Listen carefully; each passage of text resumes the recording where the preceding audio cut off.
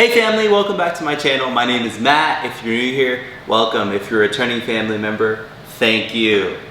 Remember to stay till the end of the video for more information about the first giveaway on this channel. That's super fun, super cool. It's coming up super quick, making good progress. Yes.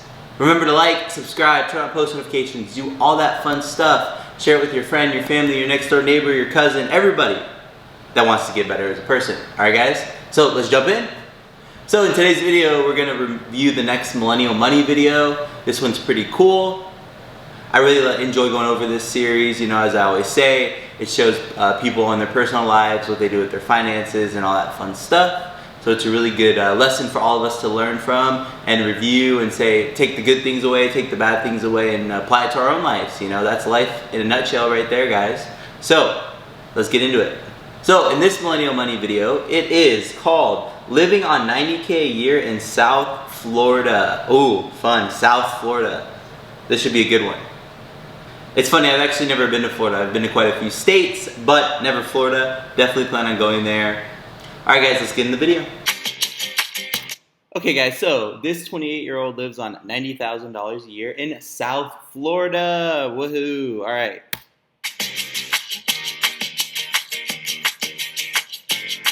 Here's how he spends his moolah. After the military and college, I came back to the family business to help grow a brand. My father's built a great business and a great restaurant, and my goals now are to turn it into a brand. My name is Emilio Dominguez. I'm 28 years old. I make $90,000 a year and live in Pompano Beach, Florida. So I'm the bar manager for Casa Maya Grill, my family. Okay, so he's in the bar business. He's the bar manager. That's pretty cool. And I thought he said the family restaurant, so it's probably a family business. Nice. It's in Deerfield Beach, Florida. I'm responsible for the cocktail menu, developing new menu items, promotions, meeting with suppliers, distributors, and training our bar staff. I started in the restaurant business when I was 10 years old, bussing tables for $20 a day. I learned early on to focus on school. Oh, he's in the military, I'm assuming. Thank you for your service, sir. We very much appreciate that. So at 17 years old, when I graduated high school, I joined the Air National Guard. Most of the men in my family served, and something that I knew that I wanted to do. I went to basic training. I was in active duty for about a year training, and then I came back for part-time, and then I was back with them full-time as of May 2017. Ooh, the expenses. This is my favorite part when they go over the budget. Every month I spend $1,500 in rent, about $175 in my utilities. I budget about $1,000 a month for groceries and food. My car payment is $500 a month. Okay guys, let's go over his budget. Fun. All right, first of all, we got rent, $1,500, very reasonable. Savings, $1,240. Food, $1,000. Car expense, $660. Debt repayment, $600. Utilities and Wi-Fi, $220. Miscellaneous is $195. Insurance, $180. Subscriptions, $50. Yeah, not a bad budget. Okay, so the first thing that stands out to me is that he has debt repayment and car. Those are very big expenses. $1,200 and $60 a month going towards debt and a car. Now I'm assuming that's partly a car payment, and then the debt repayment maybe. Oh, here we go. It's student loans and credit card debt. So that answers our questions.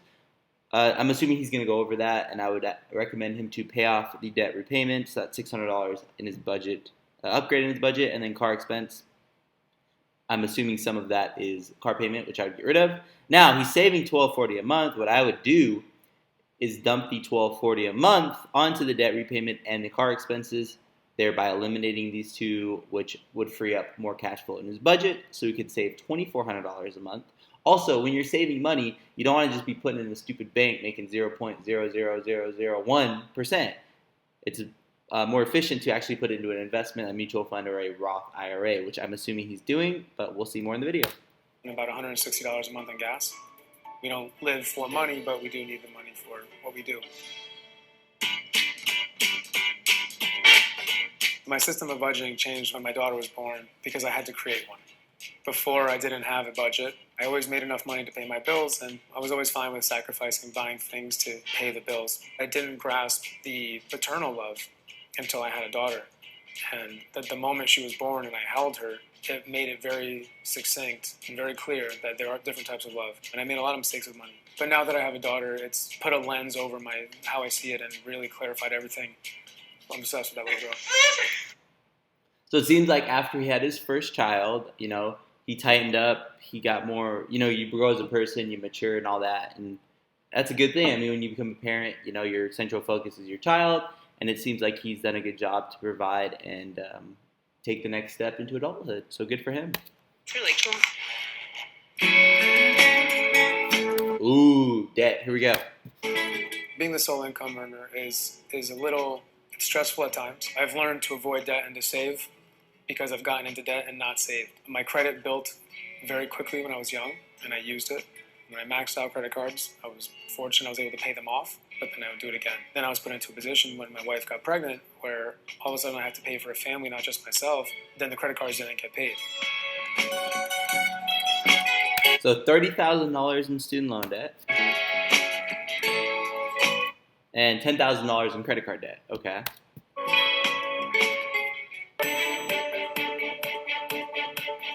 I have months where my savings fluctuates a lot. I have to be very aware of my budget and be very aware of my expenses. The responsibility is on me to save for retirement, pay the bills, and also to have savings and to enjoy our lives together. $11,000 in savings. That's good. Good for him.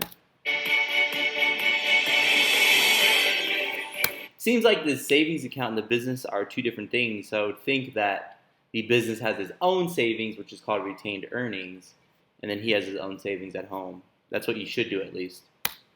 There are some months where I don't have any days off, but most of the time when we do, we'll go to a museum or a park, try to do things with the family to spend time together. I literally just work. I work so much. The restaurant business is unforgiving.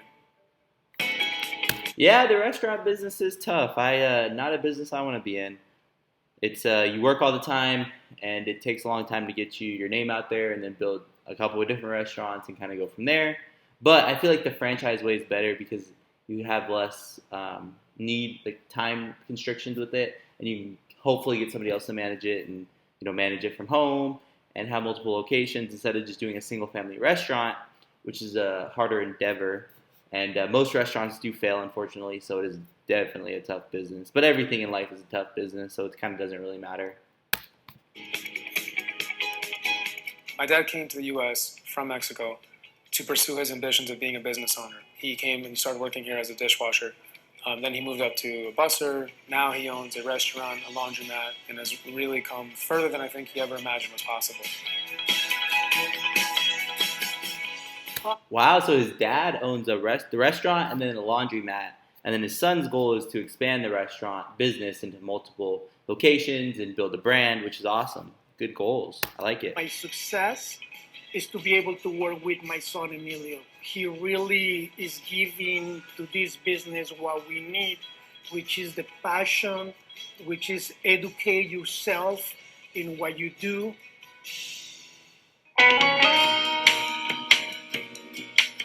Right now I'm saving to buy a house in 3 years. The goals are to pay the credit cards off in 3 years, only be left with the student loan debt, and then buy our first home.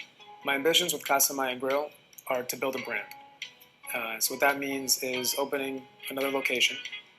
When I was 16 and I worked full-time to pay my car and to help with the rent, I felt like I was a man because I paid some bills. Then when I joined the military, I thought I was a man because I wore a uniform and I was willing to die for my country. And at the end of the day now, becoming a dad has made me a man. So, a few takeaways from this video.